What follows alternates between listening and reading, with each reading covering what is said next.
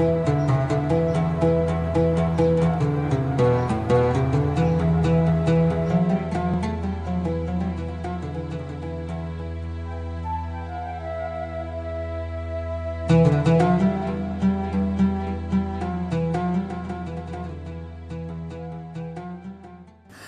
بالله من الشيطان الرجيم بسم الله الرحمن الرحيم الحمد لله رب العالمين والصلاة والسلام على سيدنا محمد وعلى آله وأصحابه أجمعين.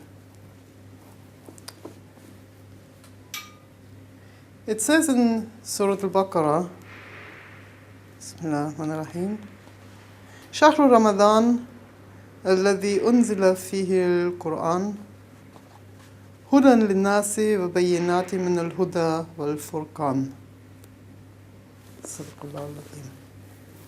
It's in English.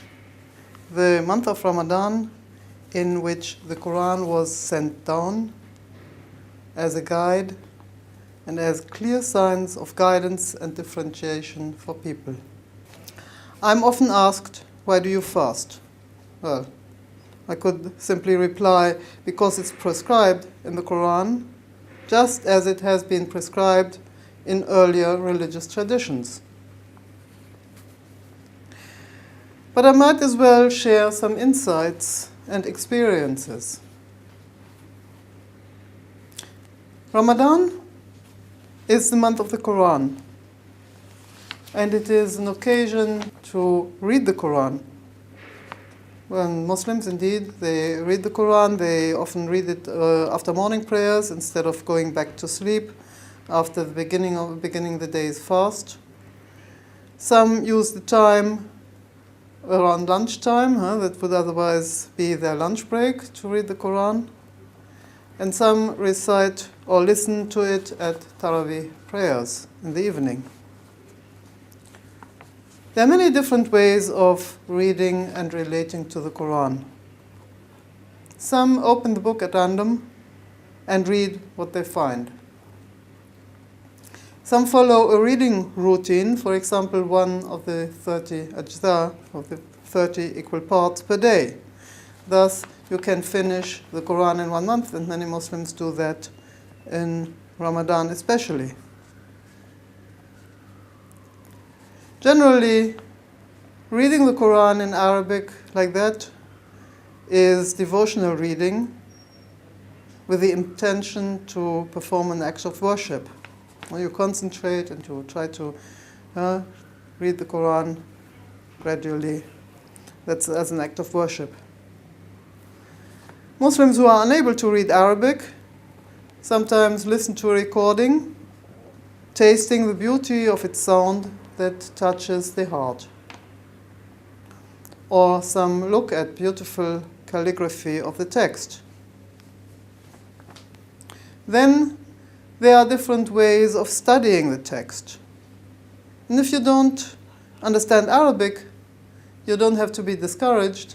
You can start with a translation. Remember, translation never gives all of the original meaning. Translation always gives an extract of the meaning, and you keep going, you get at least this. Besides, let's be sincere, even if we read and understand the original in Arabic, what we get out of it each time we read is only according to our current understanding, and if we continue reading tomorrow, we understand more than that. A little step more every time we read. And if you read the Quran from the beginning to the end several times in the course of your life, it always goes together with your life experience, and it always increases your knowledge and your insight.